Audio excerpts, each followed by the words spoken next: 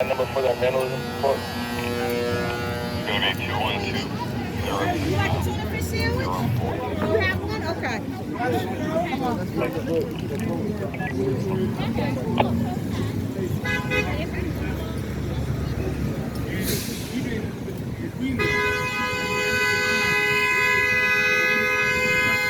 Because Joe Biden allowed the moratorium to expire. And then there was protests outside of the Capitol, right? There was Congresswoman Cory Bush sleeping outside the Capitol. And then Joe Biden was like, all right, actually, maybe we should protect people from eviction. 415, go to 7. Right? But during that whole time, from July 31st, when the eviction moratorium was first allowed to expire, and then when it was reinstated, and then when it was overturned by the Supreme Court, putting 11 million people at risk across this country being evicted, Congress was on vacation. Yay! Congress was on vacation for the whole month of August and half of September. And then they had the nerve to tell us that people deserve to lose their homes because they don't want to work. What kind of... What is that though? What is that, for real? And then in the beginning of September, they let the unemployment benefits expire, right? So the last thing that was in place, supporting people who got laid off, who lost their jobs during this pandemic, that got cut off. That's unacceptable. And then Congress wants to tell us, oh, if you just work, everything will be okay. They know that the jobs either aren't there or they don't pay anything, so even if you do have a job, you still can't afford your rent. That's right. So we need to be out here with our whole community, organizing, like Daniel said, to build power. Because politics is about power. It's not just about who has the right ideas, but it's about people who have interests that are different than ours, exploiting us, and unless we build our power, there's nothing that we can do about it. So next up, we're going to talk about what the state loves to spend money on, war, and the most recent failed war that the government just pulled out of, war in Afghanistan. And we're going to have Maylin, who's the speaker with the Answer Coalition, Act Now to Stop War and End Racism, come up and speak to us some more.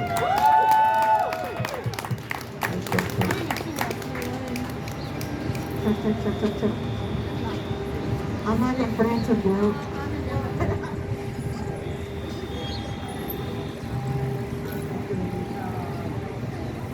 We're gonna roll it. My name is Maylin. I am an organizer with the Answer Coalition, that is Act Now to End Racism. I'm here to talk about the war in Afghanistan, and today, each and every one of us is affected by it. They say the war in Afghanistan is over. Why should we even care about that war? The war might be technically over, but the war against the poor and working class in this country and in Afghanistan is not over. It's never over. The U.S. ruling class has more than enough money, as many people have said, to provide free housing, free health care, free food programs, and even free child care for all of us. But do we see any of that happening? No. Instead, we see our politicians pump more money into an already bloated military spending budget. 5 weapons companies received $2 trillion That's a shame. in public funds during the Afghanistan war alone. $2 trillion. Like Joe said, that's not a number you can count. You'll be sitting here for years trying to count to that number. I'm happy to have $2,000 in my bank account. $2 trillion, I don't even know what that number is. Do you know how much $2 trillion is? $2 trillion could cure world hunger. It could put a roof over everyone's heads and have over $1.9 trillion left. All these funds wasted on endless war that doesn't benefit any of us, that could create a society where all our needs are taken care of as a people. The U.S. claims to be the world's finest democracy, but did you vote for this? Oh, sure did it. A large part of our income goes to the massive U.S. military budget. That's our money. That's right. Who The 1% of this country, the ruling class, who gets richer from their contracts and deals with these weapons manufacturers. That's right. Companies like Boeing, Raytheon, Lockheed Martin, Northrop Grumman, they reap the wealth of our work. That's our money. That's right. To bomb innocent people abroad while we scramble for scraps to pay rent and survive. And was the U.S. any safer from fighting the war in Afghanistan? Is it safe to have to worry about having a roof over your head tomorrow? Is this country really safe if you have to worry about putting food on the table for your family? It is safe to say that American safety was not the main concern when the rich of this country decided to bomb Afghanistan. Speak on it. The war in Afghanistan, or any country, does not benefit the American working class. It's a lose-lose situation for the working people in this country and the people in Afghanistan. That's right. More than 46,000 Afghani civilians have died in the war. Civilians, not even soldiers, not even fighters. And millions more of Afghans have lost their homes. And right now, even more of us are in danger of losing our homes too. More than 11 million people are at risk of eviction today in the U.S. We are facing a looming wave of evictions and foreclosures as the national moratorium is overturned because it intrudes on people's right to make a profit of our basic human needs. The only right the poor and working class have is to sleep on the street. That's your right. Should we sit on our hands while our families go hungry? No! While we're losing our homes? No! Here, in the heart of imperialism, we say, stop the wars! Stop the war! Stop the wars! Stop the war! We say, make housing and guarantee human rights! It's a long one, sorry. We say, cancel the mortgages! Cancel the mortgages! End the evictions! End the evictions! Cancel the rent! Cancel the rent! And stop this crisis! Stop this crisis! Thank you!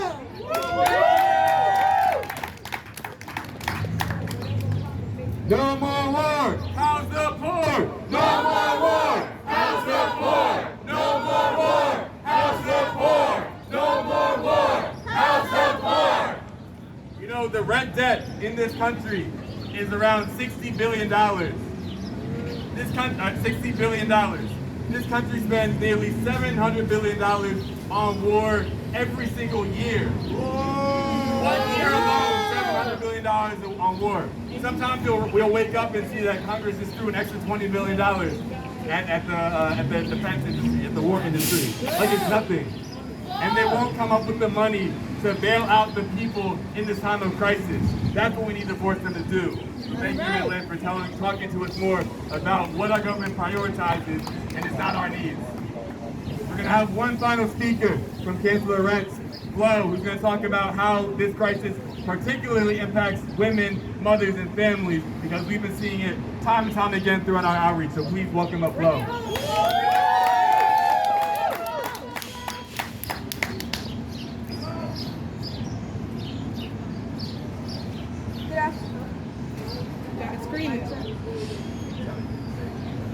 Good afternoon, everyone. Good afternoon.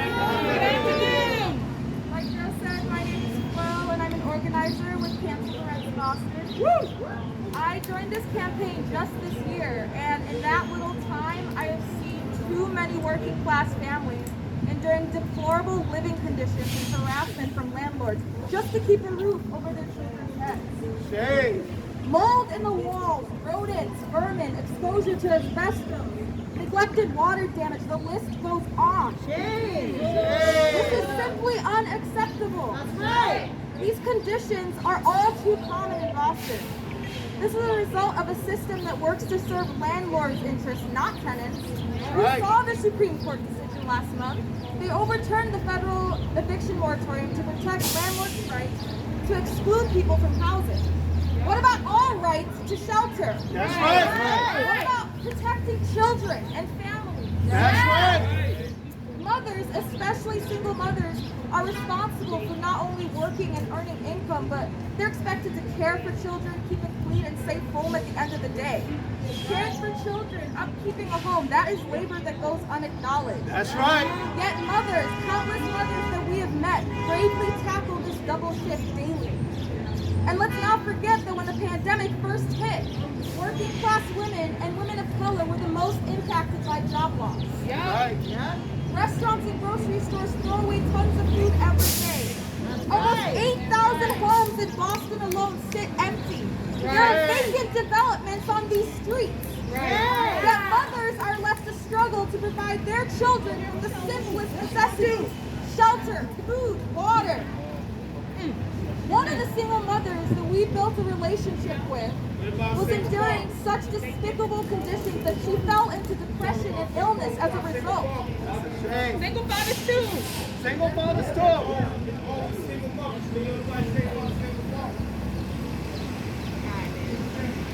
One of the single mothers we built a relationship with endured such despicable conditions that she fell into depression and illness as a result.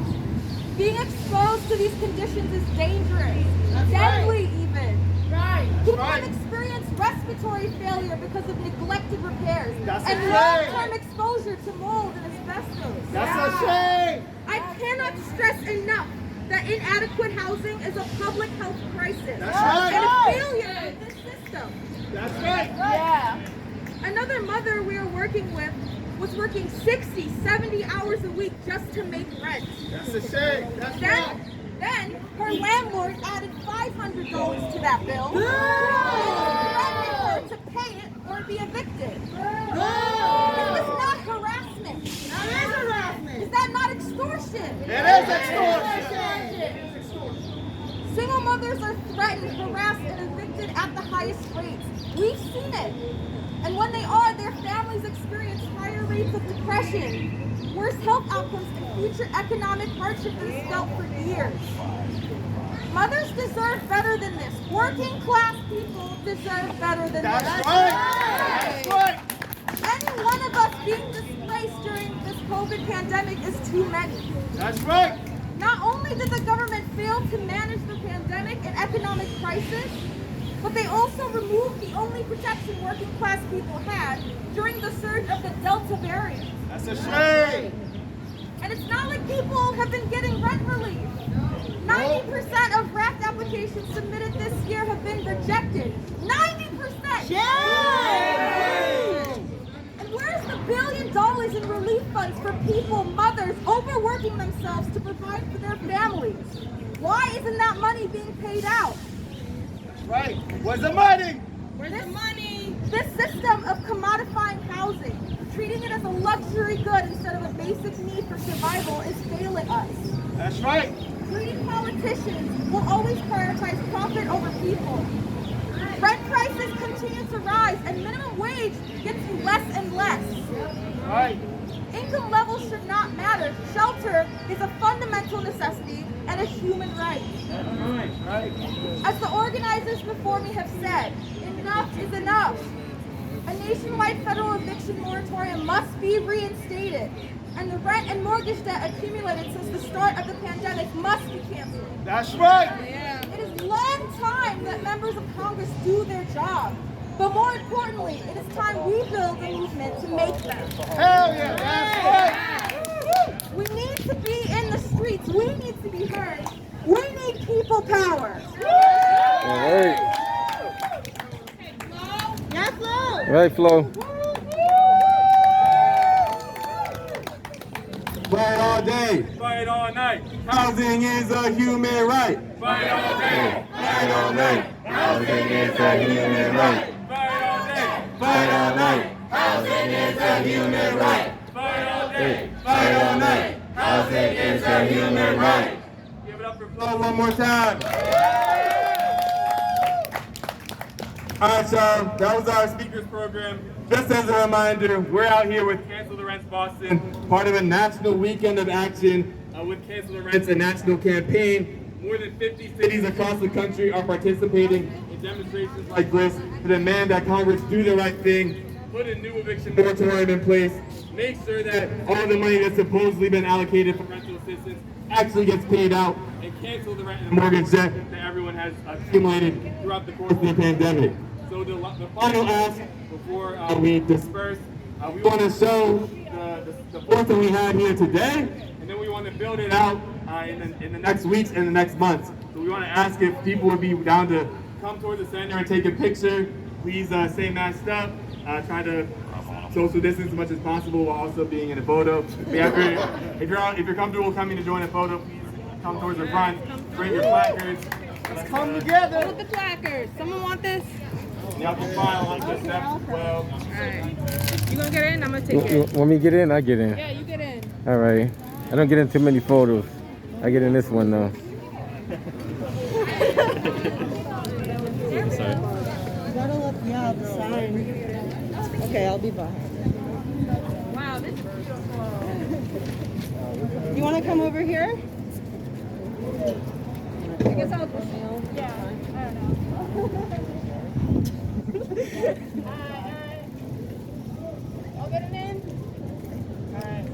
On the count of 3, say cancel the rents and mortgages. Cancel the rents and mortgages. Cancel the mortgage. Cancel everything. Coming out. All right, all Get right. to know each other. Sign up at the table if you didn't already. Get All right, guys. for our community organizing meeting. Just want to show you what's going on in the 7 city. p.m. at the Boston Liberation Center. I think I'm already on that list, but I grabbed one of these just to be on this. Yeah. Do you put your name on this? Yeah, I used to get phone calls from you guys. Okay, what's your name again? Neza. It's not on there now, but you guys have me on your list. Okay, sounds good. Rachel called me yesterday. Oh yeah? Nice. Yeah. All right, take care now.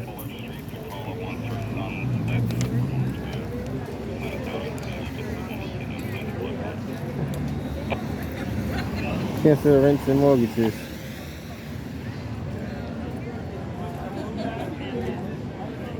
All right, guys.